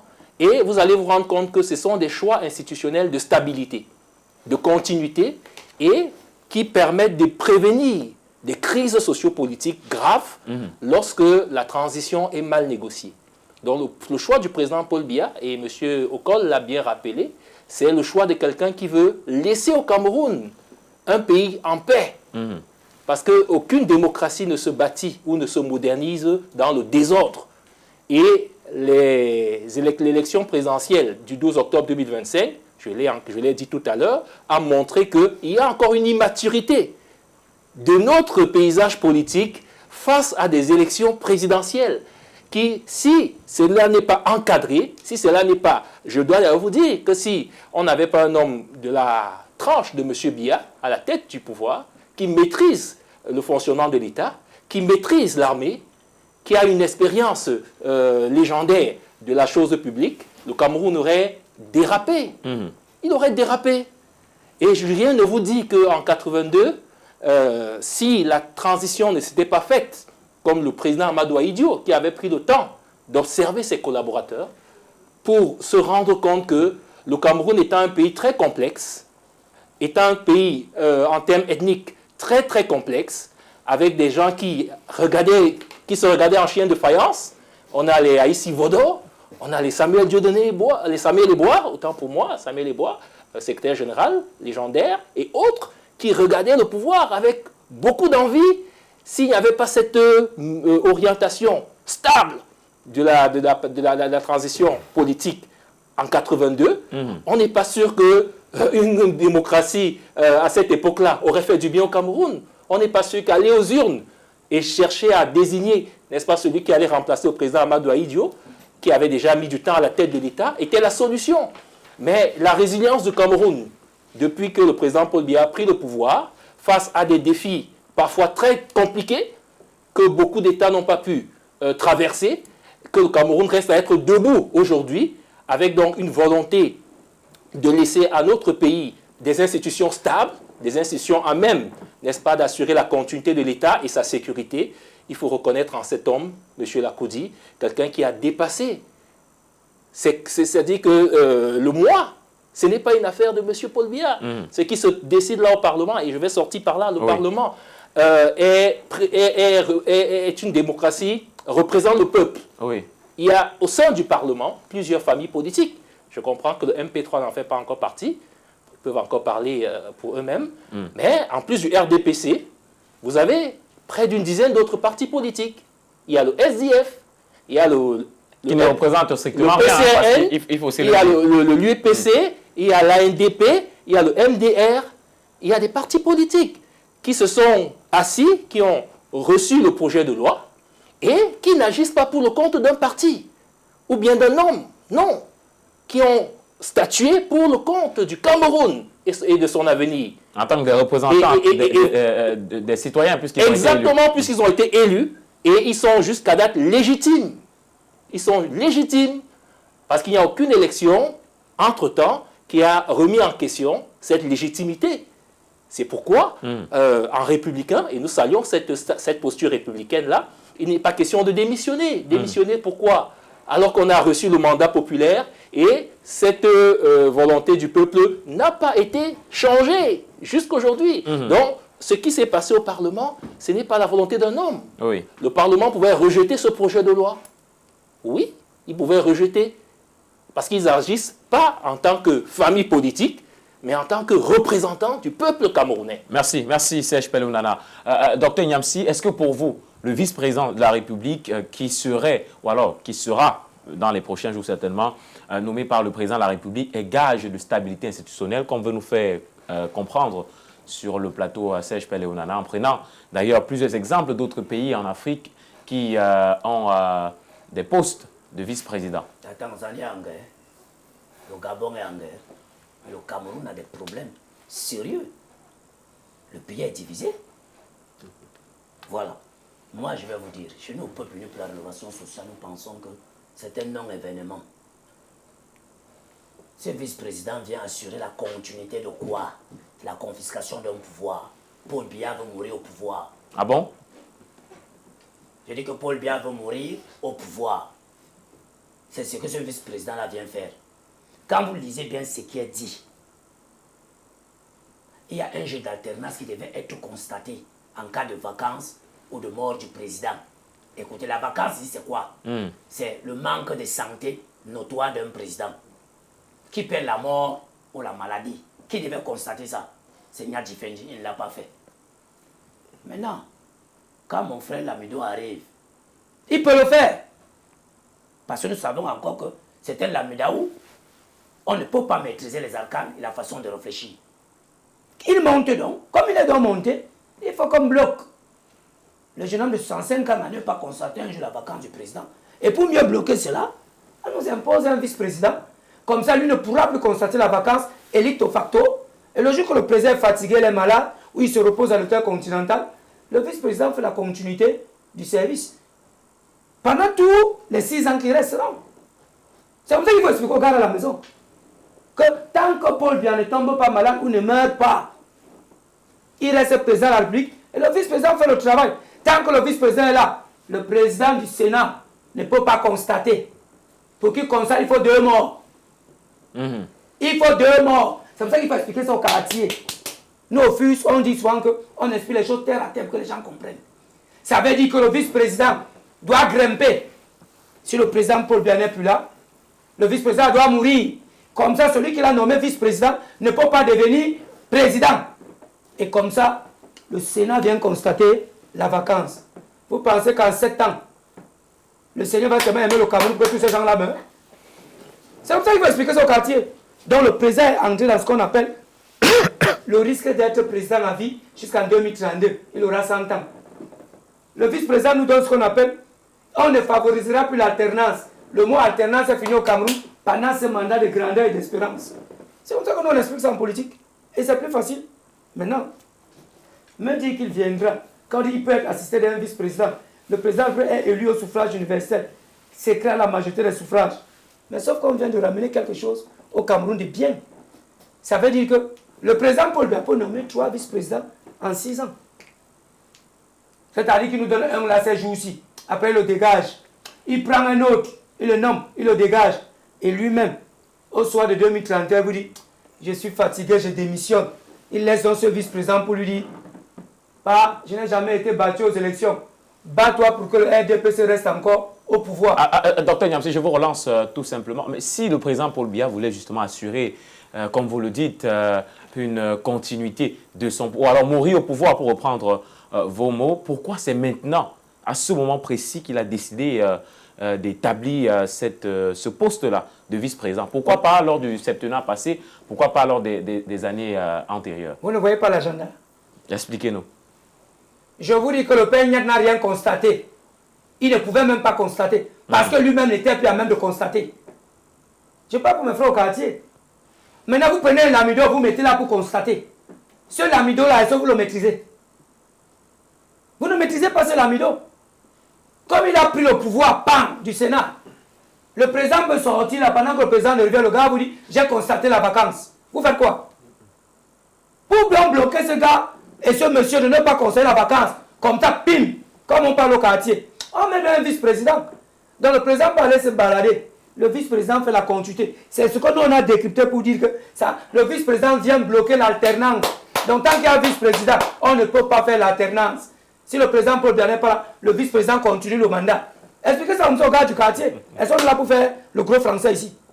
Tant que le vice-président est là, qui peut constater l'alternance? Personne. Maintenant, si ce vice-président, pour que le président du Sénat puisse constater l'alternance, étant dans sa posture, un homme charismatique, avec la loi et Dieu qui maîtrise Allah, il faut que le vice-président, si le président part, décède aussi. Docteur Niamsi, je sors avec vous. Hein, je sors avec vous. Que le dire. Je sors avec vous. Le président Paul Biya a été élu pour 7 ans. Évidemment. Puisque vous vouliez qu'on aille terre à terre. Terre à terre, voilà. Donc, le président Paul Biya a été élu pour 7 ans. Oui. Donc, ce qui fait qu'il est chef de l'État jusqu'en 2032, en attendant qu'une élection soit organisée. C'est propre. Élection au cours de laquelle il pourrait peut-être ne pas être réélu. Ou propre. alors, s'il est candidat, il pourrait encore être réélu. C'est propre. Maintenant, le vice-président qui est à côté du chef de l'État, qui est nommé par le chef de l'État, s'il advenait que le président ne soit plus... Permettez-moi, coupez d'abord ce niveau. Je comprends encore que je vous relance. Si le président ne nomme pas ce vice-président et que la norme reste Premier ministre, sénateur, Assemblée nationale, le sénateur là, le lamido là, peut se lever un matin, vous dire qu'il a constaté la vacance du président. Vous faites quoi? Non, est-ce qu'on constate la vacance du pouvoir comme ça, docteur Niamsi? Il y a plusieurs facteurs quand même qui permettent de constater. Lesquels, par exemple? La vacance du pouvoir. Je ne réponds pas aux questions. C'est expliquez aux Camerounais que... Docteur Niamsi, permettez que je vous relance, s'il vous plaît. C'est là où nous sommes Mais si le vice-président, justement, peut aller même dans la continuité du mandat du président, c'est légitime, puisque c'est le président qui... Mais puisque comme il va vers la continuité, il bloque l'alternance. Non, il ne bloque pas l'alternance parce que la loi, le projet de loi prévoit que à la fin du mandat du chef de l'État, le président par intérim, qui serait le vice-président, organise une élection présidentielle pour laquelle il n'est pas candidat. Vous avez vu que vous ne m'avez pas compris. Vous dites que... Moi, je ne parle pas de 2032. Vous parlez de quelle année? Je parle sur la forme que pendant que le président est encore en exercice. Il est en exercice, il a encore un mandat en cours, docteur Niamsi. Permettez-moi. Oui. Vous ne m'avez pas compris. Expliquez. Pendant les 7 ans du président, si on n'a pas nommé un vice-président, il peut avoir élection facto alternance de 2 choses. Sur la constatation que le président est malade, il ne peut plus, soit le décès. Donc le Sénat prend le pouvoir pour 45 jours, organise une élection. 90 jours. Ok, maintenant, lorsque vous nous apportez un vice-président, vous venez de tout chambouler. C'est le temps que le vice-président est là, il fait la continuité du mandat du monsieur Paul Biya. On ne peut pas constater une alternance pendant ce jeu de vice-présidence. Non, peut-être c'est vous qui pensez. Peut-être c'est vous qui pensez que le président. Permettez-moi, on ne peut pas constater une alternance. Pourquoi? Parce qu'il n'y aura jamais de vacances. Non. Restez dans mes mots. Constater l'alternance. C'est-à-dire quoi? Il n'y aura jamais d'alternance. Puisque le vice-président fait la continuité de M. Paul Biya. Qu'il soit malade, qu'il soit décédé, il y a un vice-président qui continue. Ça veut dire que le Sénat reste muet.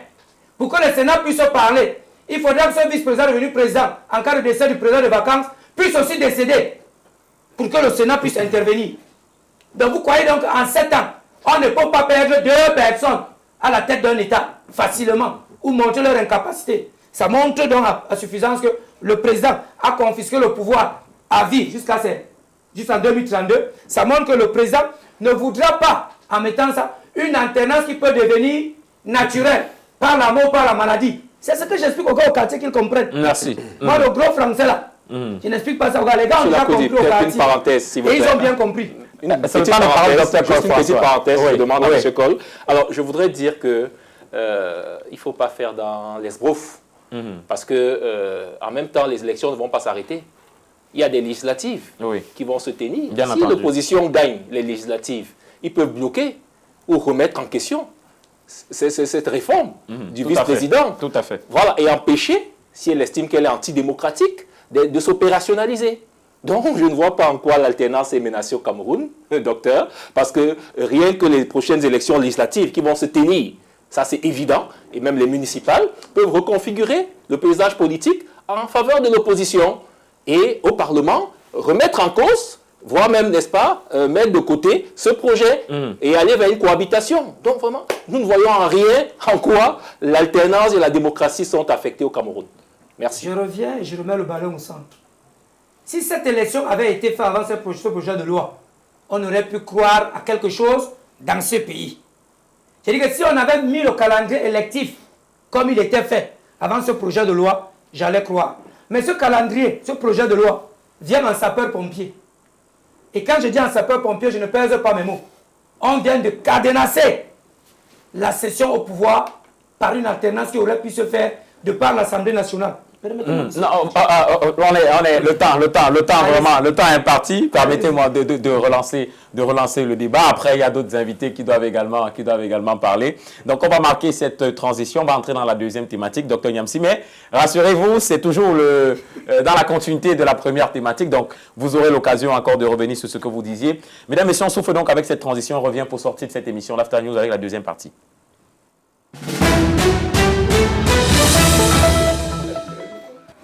De retour sur le plateau de l'After News, c'est la deuxième partie, mesdames, messieurs. Paul Biya prépare-t-il sa succession? Voilà le sujet qui nous intéresse en cette deuxième partie. Docteur Cole François, j'ouvre donc la deuxième partie avec vous. Est-ce que la création du vice-président est un signe clair d'une transition en préparation? Vous allez me permettre, je ne peux pas laisser passer une chose qui a été dite, parce que l'After News est très bien suivi. Et lorsque nous nous rappelons que les gens nous font des remarques au quartier. Je voudrais dire que même dans la constitution actuelle, puisque celle qui est en train d'être modifiée n'est pas encore promulguée, donc ce n'est pas encore une loi, c'est encore un projet, donc c'est encore en étude. Alors, ce n'est pas le Sénat qui constatait la vacance du pouvoir. Il faut bien voir la subtilité qu'il y a dans ces choses. Tu ne peux pas être juge parti. Oui. Tu ne peux pas être celui qui peut assumer l'intérim. Et la loi dit que c'est toi qui constate. C'est le Conseil constitutionnel. Si on le fait, man, le lendemain du jour où tu me mets là, moi, il constate, on a ça et puis il prend les choses en Tout main. simplement. C'est le Conseil constitutionnel, après proposition Oui. du président de l'Assemblée nationale. C'est ce que je voulais dire. Donc, ce n'est pas, même dans le cas actuel, tout part du président de l'Assemblée. Après concertation de son bureau, ça veut dire qu'il faudrait déjà qu'il y ait unanimité au niveau du bureau de l'Assemblée nationale pour que cette proposition aille au Conseil constitutionnel et qu'il trouve l'opportunité de dire que oui, il y a vacances. Tu peux déposer la lettre aujourd'hui, en janvier 2026. Le gars attend octobre ou septembre 2031-32 pour te dire que oui, c'est maintenant qu'il vient de constater la vacance. Non, ce n'est pas comme ça que ça marche. Et là où mon frère s'est peut-être mêlé les pinceaux, c'est qu'il était en train il voulait expliquer en fait qui prend après qui. Parce que si la constatation est donc faite, le vice-président prend les rênes pour finir le mandat. C'est dans le cas où lui-même, il est constaté son incapacité à assumer la fonction que le président du Sénat donc revient. Par conséquent, si les choses me venaient à être modifiées, le président du Sénat n'a rien à dire en ce qui concerne la vacance, dans la constatation de la vacance du pouvoir. Je crois qu'on a essayé un peu de remettre les choses dans le bon ordre. Maintenant, Tande Mouna, qui succède à Foncha en 70 comme vice-président, est aussi le défunt constitutionnel Ahidjo. Ça veut dire que si Ahidjo n'était plus là en 70-71, il aurait été son il aurait été président de Président la de la République. République. Dans leur constitution, après leur réunion de Fumban, où ils sont partagés au Cameroun en compagnie de leurs amis colons, ce qui a permis une émergence. Jusqu'aujourd'hui, quand on dit famille Mouna, on sait. Et quand vous parlez du nord-ouest, il y a 2 ou 3 familles. Quand on parle du sud, il y a 2 ou 3 familles. Et après ça, on ne parle plus de rien, puisque à cette époque, qu'est-ce qu'ils ont fait pour le Cameroun occidental ou oriental? Ils n'ont absolument rien fait, mais leurs familles ont connu l'émergence. Ils sont encore là jusqu'aujourd'hui, et c'était même, tantôt veut être président, et puis tantôt ne veut pas être président, et puis on ne sait pas ce qu'ils cherchent. Alors, quand Tandem Mouna prend dans les rênes en 70, après ce qu'ils ont appelé l'élection, mais c'était toujours un billet qui pouvait aussi être une nation de Tandem Mouna. En 72, lorsque nous basculons vers la République unie et que le poste de vice-président est retiré, ce qu'il fait, c'est qu'il envoie Tandem Mouna à l'Assemblée nationale comme président de l'Assemblée nationale. Et dans la Constitution, il ne dit plus que le dauphin constitutionnel. Ou alors je crois que c'est le cas, mais en 75, non, il n'est plus.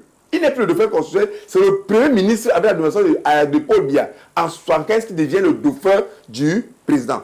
Pour dire que on peut même avoir un vice-président à l'heure actuelle au Cameroun, mais la loi dit que c'est le directeur général d'une société privée, d'une société parapublique, qui va assumer les fonctions de président après l'incapacité du président. Puisque comment je vais dire ça? C'est un choix. Il n'y avait rien qui empêchait le chef d'État à l'époque, à l'époque, de dire que c'est le président de l'Assemblée nationale qui continue à être son dauphin. Quand il apprend les choses, après le départ de Beloba, qui fut son premier ministre, c'est lui qui instaure que le président de l'Assemblée nationale qui est le dauphin constitutionnel.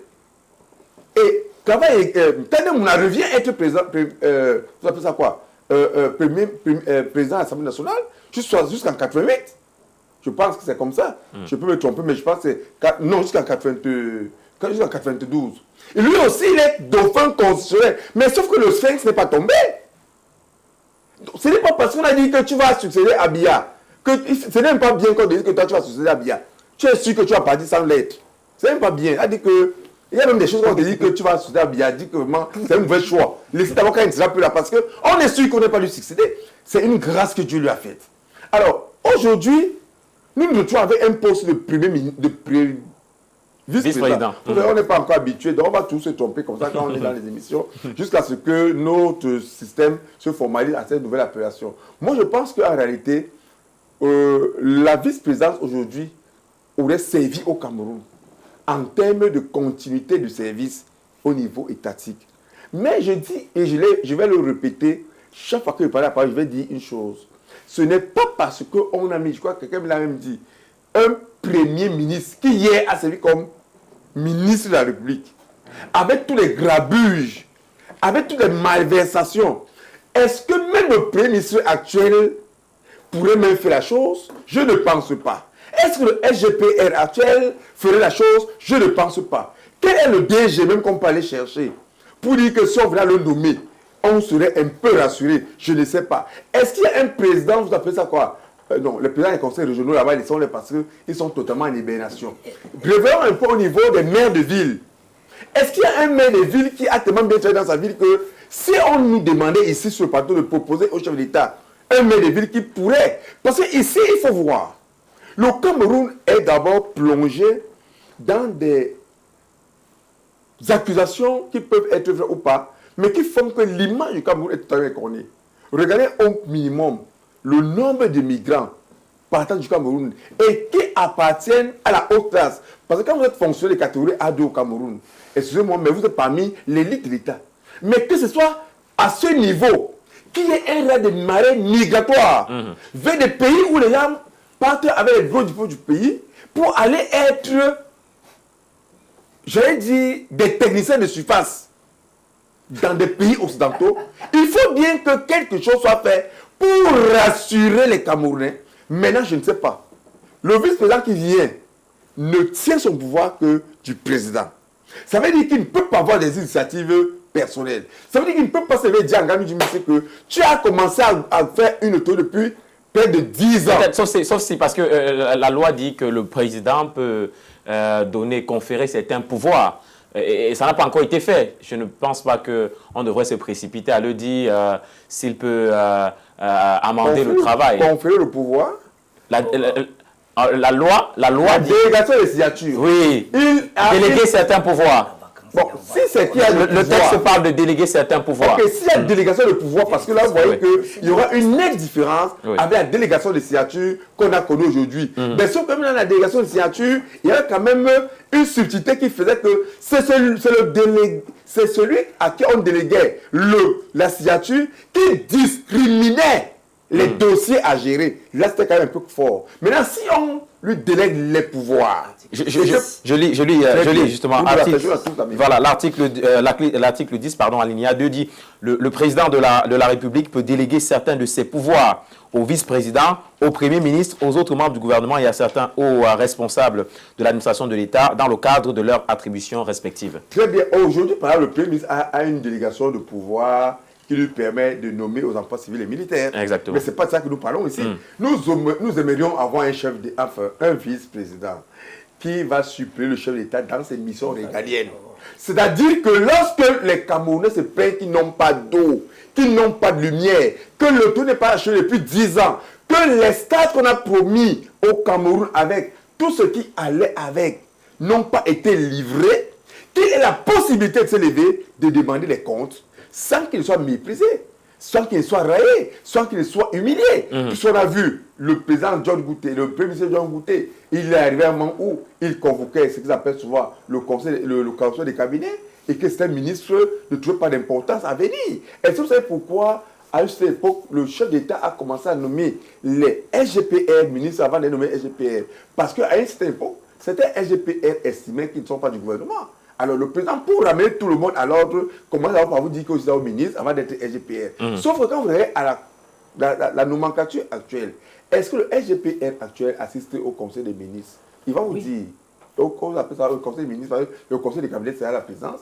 Il va vous dire qu'il n'est pas sous la coupole du chef du gouvernement et puis il ne vient pas. Du coup, ça a créé un bicéphalisme au niveau de l'institution administrative qui fait que le Premier ministre en est de mener une action avec ses ministres, on crée une taxe foncière à la présidence de la République, et puis vous voyez, les fonds sont à gauche. Aujourd'hui, on vous dit par exemple que c'est une demande de prêt qui a été émise, ou alors c'est un prêt qui a été accordé, ne se retrouve pas dans un cahier du service de la dette dans des institutions internationales, ça devient très compliqué. Donc nous pensons que le tout n'est pas qu'on nomme un vice-président, mais le problème résidera dans la capacité de celui-ci à pouvoir faire bouger les lignes. Et par conséquent, il ne sera pas seulement nécessaire que le chef d'État réforme la présidence de la République, le chef d'État a donc là l'occasion de réformer la technostructure globale du Cameroun, de sorte que rien de ce qui est aujourd'hui ne subsiste. Merci, Dr Cole-François. Je vous donne la parole également, Benjamin Gonga, avec cette déclaration du président de la République s'exprimant au micro de France 24. Le président de la République disait « Je ne choisirai pas de dauphin, les Camerounais s'en chargeront eux-mêmes le moment venu ». Est-ce qu'à un moment donné, on n'a pas l'impression que le président de la République, finalement, choisit un dauphin? C'était en 2007, il y a 20 ans, effectivement. Non, je vous l'ai dit au début, c'est un parti qui n'aime pas l'élection et le représentant ici, M. Péluan, l'a encore démontré. À titre de rappel, M. Samuel Yaramiyodi, avec qui il a essayé de se comparer, au terme de l'élection présidentielle, s'est représenté devant les militants du MP3. C'était le 12 décembre 2025 pour être réélu président national du parti. Donc, il a remis son mandat après avoir affronté l'élection devant tous les Camerounais. Donc, s'il y avait effectivement, les militants l'avaient approché d'avoir pas porté le parti à un meilleur score, ils auraient exprimé. Donc nous, on fait des congrès, ce que le MDPC ne sait pas faire depuis très longtemps. Je n'ai jamais vu M. Paul Biya, ni même après le score très piètre qu'il a fait en octobre 2025, venir devant son parti et rendre compte ou demander effectivement de remettre en jeu son mandat de président national de son parti simplement. Donc oui, c'est difficile quand on n'a pas, je ne sais pas s'il a jamais été élu, même chef de classe quelque part, on n'a pas l'habitude de une élection ou du suffrage, c'est difficile d'imaginer ce que c'est. Donc oui, au MP3, effectivement, on pratique la démocratie, on la vit, et donc on aspire justement à l'implémenter davantage quand nous serons aux affaires. Le président de la République avait dit, dans cette interview de France 24 en 2007, que le Cameroun étant une république, il ne pouvait pas se s'habituer à des termes comme dauphin qui correspondent plutôt à la monarchie. Et pourtant, il a passé 43 ans à construire une monarchie. Je disais qu'il avançait masqué parce que, bien évidemment, il est tenu par un certain nombre peut-être d'accords qui font qu'il n'aurait pas pu affirmer cela simplement comme ça. Merci à M. Ocol d'avoir rappelé ces liens avec les anciens colons. Il faut donc dire que quand on construit un système dans lequel on dit qu'on va nommer celui qui peut succéder à quelqu'un qui a un mandat universel, c'est simplement qu'on est en train de dire « je veux conserver ce pouvoir autant que possible ».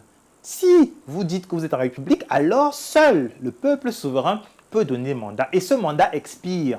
Puisqu'on l'a dit dans la Constitution, il expire. À partir de l'expiration, le mandat n'est plus valide, il n'est plus légitime. Il peut être légal, mais il n'est plus valide parce qu'effectivement, la Constitution permet de prolonger. Mais vous perdez la légitimité. Est-ce que les Camerounais étaient malades ou vous ont dit qu'ils sont fatigués de venir se prononcer pour dire on veut renouveler notre Assemblée nationale, on veut renouveler nos conseils municipaux, on veut même renouveler la présidence? Non. Donc, ça veut dire que c'est vous qui prenez sur vous de les priver de la possibilité de dire si oui ou non, ils ont encore confiance en vous. Dans certains pays, et là pour le coup des républiques qui fonctionnent un peu mieux que la nôtre, ne serait-ce quand le gouvernement, et c'est prévu dans nos propres textes, quand le gouvernement, il peut mettre son mandat en jeu, quelque part, la confiance que le Parlement lui accorde en jeu, en disant si vous ne votez pas ce texte, notamment le budget, je rends mon tablier. Donc, il y a des pratiques et c'est des principes qui sont... Alors, il faut reconnaître peut-être que le RDPC ne l'a pas compris, ces principes-là, et donc a construit le pays autour de sa personne, parce que c'est peut-être ce qu'ils ont appris finalement des colons. Les colons partis ont transmis une façon de gérer les pays comme une plantation ou un espace d'exploitation. Et c'est ce qui a fonctionné. C'est un parti qui a exploité les Camerounais, qui a permis à quelques-uns dans ses rangs de s'enrichir. Quand on voit le parcours de M. Cavailly est parti, professeur d'EPS, en 1940, après sa naissance dans la MAD en 1940, et voir ce qu'il est aujourd'hui à commander des véhicules de l'administration au moment de quitter le perchoir, on voit bien comment sa vie a changé. Il y a des textes dans la Constitution qui auraient demandé que M. Cavailly nous dise qu'est-ce qu'il avait il y a 35 ans quand il entrait, il y a 50 ans quand il entrait à l'Assemblée, et qu'est-ce qu'il a aujourd'hui. Ils se sont bien gardés d'appliquer cela. Ils se sont bien gardés d'appliquer quand il s'agit de dire aux Camerounais qu'est-ce qu'on a fait pour vous. Depuis que cette session parlementaire, avant même qu'on ne convoque le Congrès a commencé, de quels Camerounais avons-nous parlé là-bas? Ces députés ont discuté de quoi? Des enfants meurent tous les jours, des infanticides se multiplient. Qu'ont fait nos ministres, le gouvernement que M. Paul Biya n'arrive pas à choisir? Qu'est-ce qu'il a fait? Depuis que on a eu cette élection présidentielle, les Camerounais n'arrivent pas à mieux vivre. Donc, on trouve, le Congrès ne s'est jamais réuni au Cameroun pour discuter des Camerounais, vous savez ça? Le Congrès s'est toujours réuni, les 6 congrès, pour les ajustements protocolaires qui concernent uniquement une personne, le roi suprême. On n'a pas réuni le Congrès pour discuter du risque majeur sur notre République quand le conflit au nord-ouest, au sud-ouest a commencé. On n'a pas réuni le Congrès quand il fallait discuter du risque majeur concernant notre République, quand les Boko Haram s'est attaqué à notre pays. On ne réunit pas le Congrès quand nous arrivons à des situations extrêmes, nous disons, où on n'a plus assez d'argent pour organiser nos élections. Mais on réunit le Congrès pour ajuster ce qui permet au roi de se prolonger au pouvoir. C'est prendre vraiment les Camerounais pour, une fois de plus, des personnes qui ne comprennent pas ces textes-là. Il ne faut pas aller à Harvard ou à la NASA pour pouvoir comprendre qu'un seul homme essaye de se maintenir au pouvoir, essaye de marcher sur ceux qui sont ses concitoyens et qui sont le peuple souverain normalement pour pouvoir se maintenir autant que possible. Merci. Merci Benjamin Gongan. Serge Pellet, permettez, nous allons plutôt conclure le débat avec vous. Donc, on va donner la parole au docteur Niamsi sur le plateau. Le président de la République, justement, a frappé fort, on peut se le dire ainsi. Est-ce qu'il s'agit, selon vous, quand on parle de frapper fort, on parle surtout de l'instauration de ce poste de vice-président, est-ce qu'il s'agit d'une anticipation responsable ou d'un calcul politique stratégique? On est là divisé entre la position de Benjamin Gongan et la position de Serge Pello Nana. Pour lui, c'est un calcul politique stratégique. Pour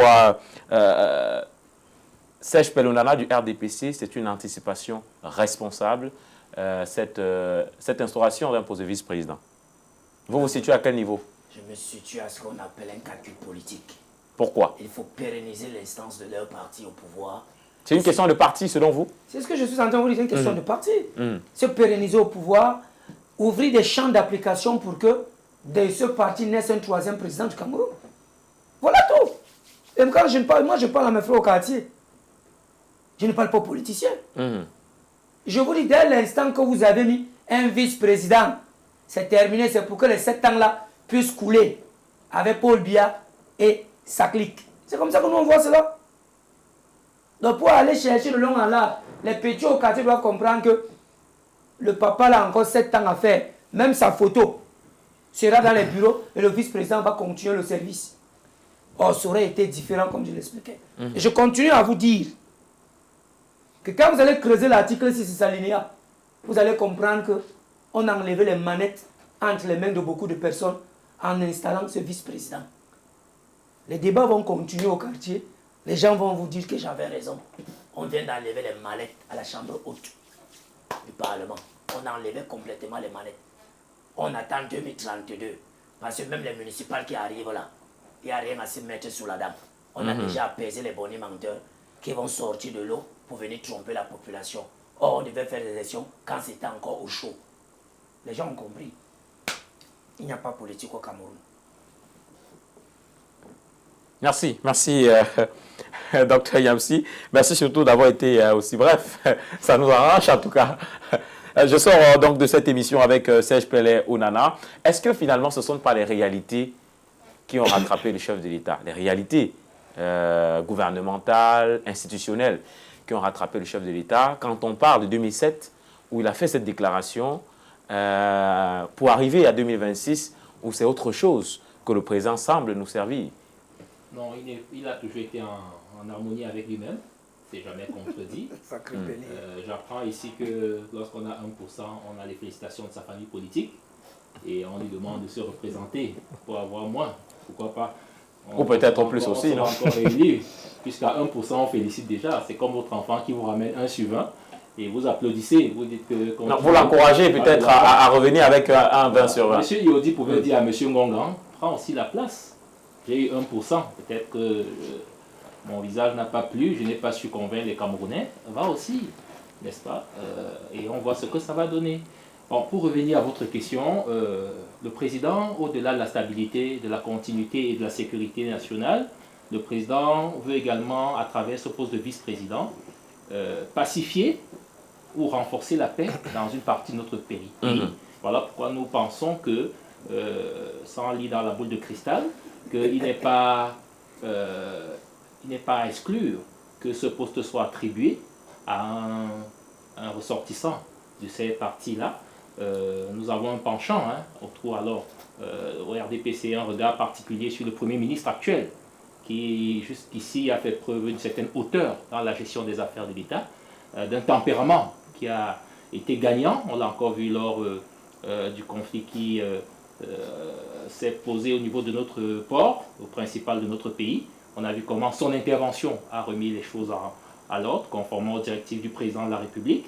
On l'a vu également dans plusieurs situations. On a vu, vous vous souvenez du match polémique qui opposait le Cameroun à un pays lors des éliminatoires, je crois, de la Coupe du Monde, ou de la Coupe d'Afrique, quelque chose comme ça. Et le choix du stade était polémique. C'était pour la Coupe d'Afrique. Voilà, Coupe d'Afrique, merci, M. Pitagore Lakoudi. Et le Premier ministre avait tranché pour Garoua.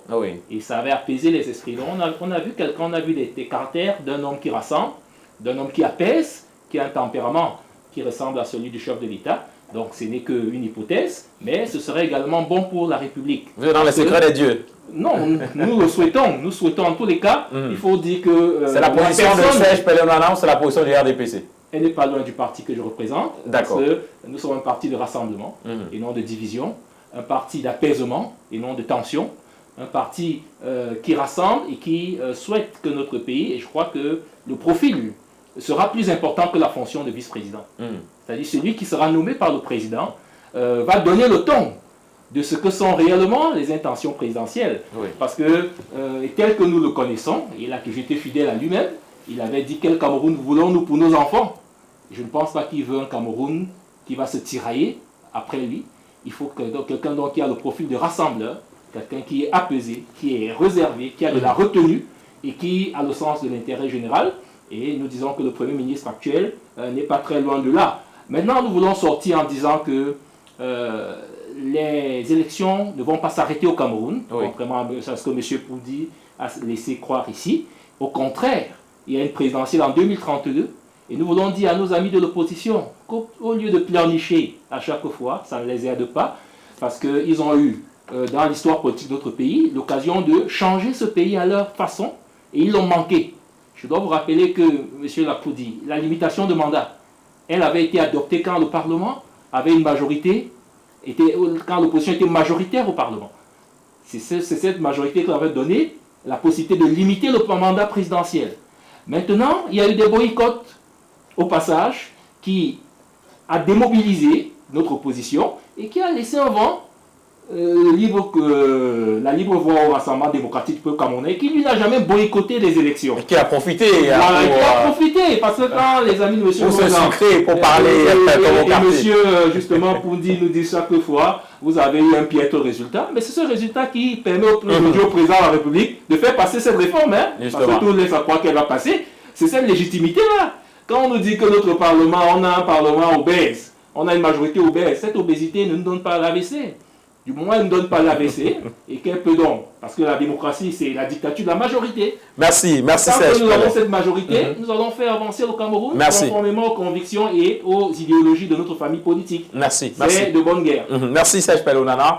Merci à Benjamin Gonga. Merci au docteur Niamsi. Merci à notre consultant, le docteur Cole François. Merci à vous, mesdames, messieurs, d'avoir regardé cette autre livraison de l'After News. Merci également à l'équipe de la technique qui était au four moulin pour nous permettre de réaliser cette émission. Je salue particulièrement Wilfried Hermaniek. Je salue également Elvis Njoko. Je salue la supervision générale de Global LTV, portée par Paul Benbondo Ntep. Je salue le promoteur de la chaîne. Je vous salue chacun, mesdames, messieurs, qui regardez cette émission, l'After News. Rendez-vous la semaine prochaine, mardi plus précisément, lorsqu'il sera à 18h30. Ce sera un plaisir de vous servir le meilleur de l'actualité camerounaise. Bonsoir.